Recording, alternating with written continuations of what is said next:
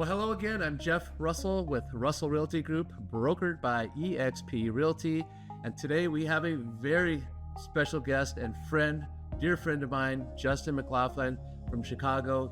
Justin is awesome. I'm going to let Justin tell you about himself and his real estate career just in a nutshell. And then we're going to talk about something that happened that was really shocked me, but really surprised me and made me so happy in the end. So Justin, let's go ahead and start with, who is Justin McLaughlin, your market, and how long you've been in the business? Jeff, that's the same way I met my wife too.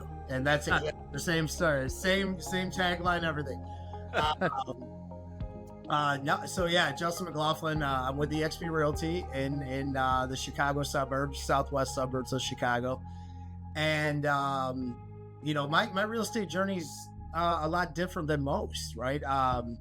I grew up in the business. My mom had a brokerage, and I'd watched her work from, I think she started in the early 90s, so I'd have been like 9 years old, and I just remember watching her work. I remember watching her, how hard she had to work, and phone calls all hours of the night, calling our home phone, right? This is even before like cell phones were a thing, right? And faxing offers over, running to grab keys and all, just all this stuff. And I'm like, this isn't for me. And I did everything I could to never get into real estate. And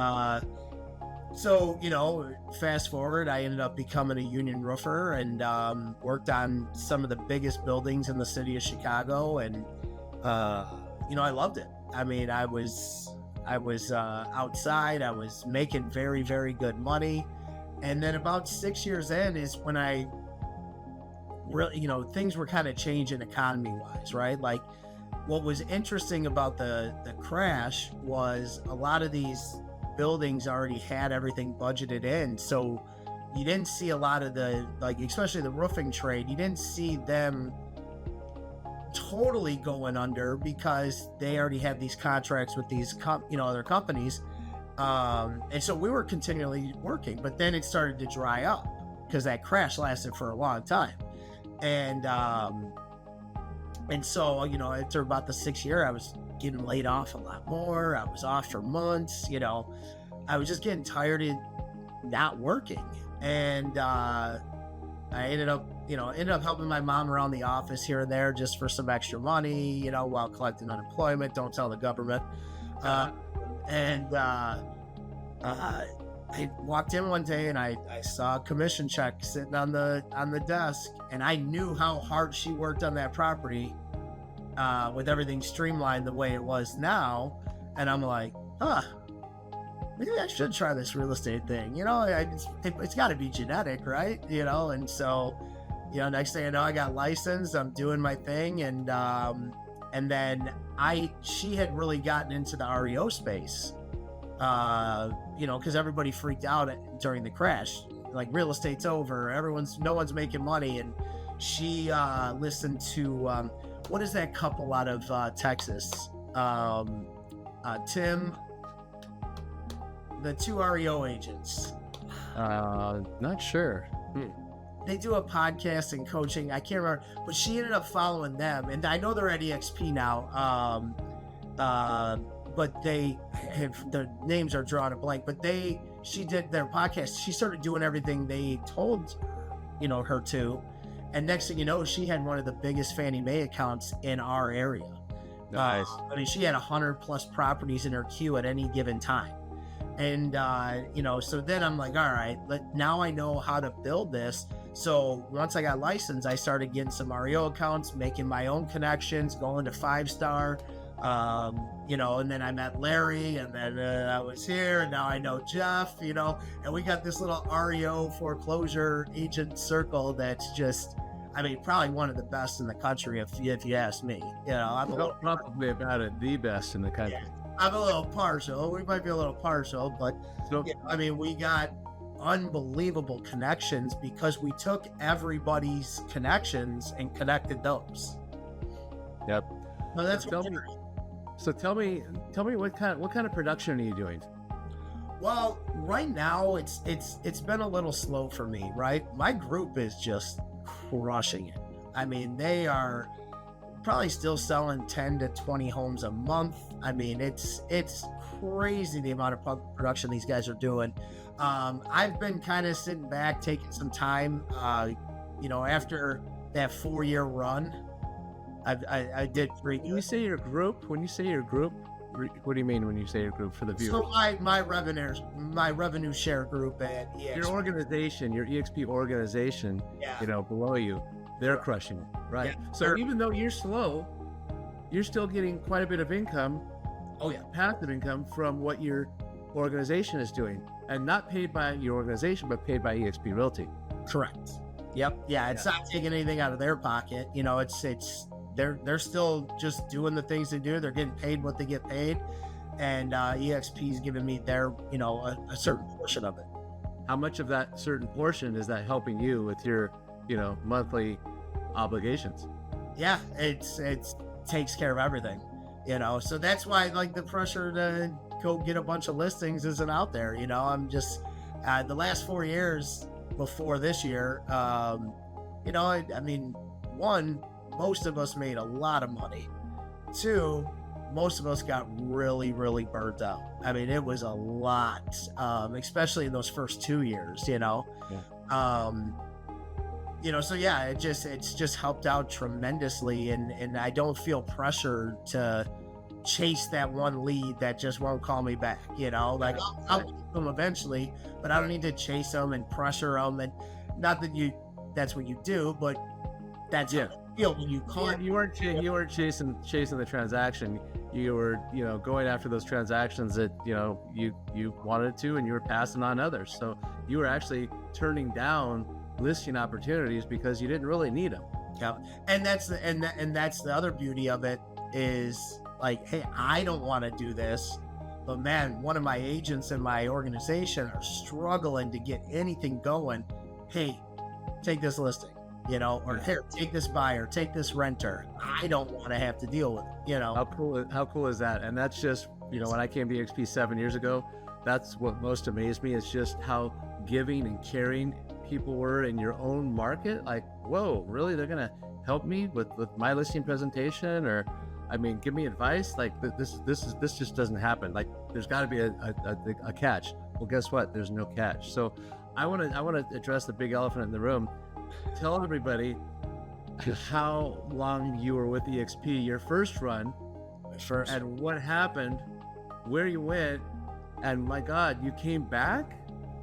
Talk about that. I've been with eXp for 6 years now, and I had about a 7-month vacation from eXp in between. Wait, were you incarcerated? What was the 7-month I vacation? didn't do anything illegal this time. I got presented with an opportunity, and it was with a brokerage called eXp Realty, and I really liked where they were trying to take it, right? And so I sat with the owners and we ran numbers. I mean, I put a lot of thought and effort into it. And, once certain things made sense to me, and I was like, all right, and then obviously we got to get to a certain agent count. It's going to be a little more sustainable at that point. Like, how do we get it there fast?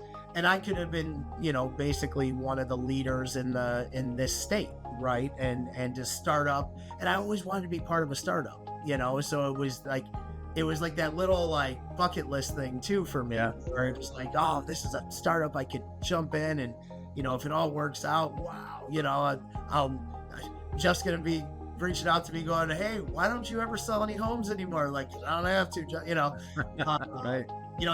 That's the way it kind of envisioned with me. And, there was great things about the company. But the state of Illinois was just a nightmare, right? One of my good friends that was at eXp, he's the managing broker in Michigan, and they had their, growing pains early on, growing pains and stuff, but they had a really good system down and things were working. And, just in Illinois, it just like managing brokers gone. Now they got a new one who doesn't pick up their phone, and this person's not getting paid on a deal. It closed a month ago, and and I ended up just telling them, I'm like, listen, guys, I am way more talented. I promise you, I'm way more talented than chasing these agents that trusted me and came over here with me, chasing their payments down. Like I was like, guys, I brought in 28 people the first month that I was there. 28 people. That's a huge amount of people. Guess how many I brought for the next 6 months? How many? 0. Because I wasn't bringing anybody else in until I knew that they could get these systems in place. Smart man, yeah.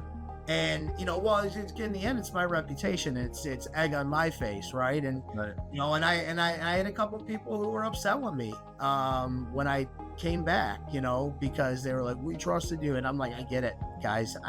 I'm so sorry. Like, all I can do is tell you I'm sorry, and like I had to do what was better for my family." So, and the thing is like they would get a new system to help counter the other system, but it would add like 4 more steps to the agent. It was more complicated, and then it wasn't being done right because it wasn't explained properly.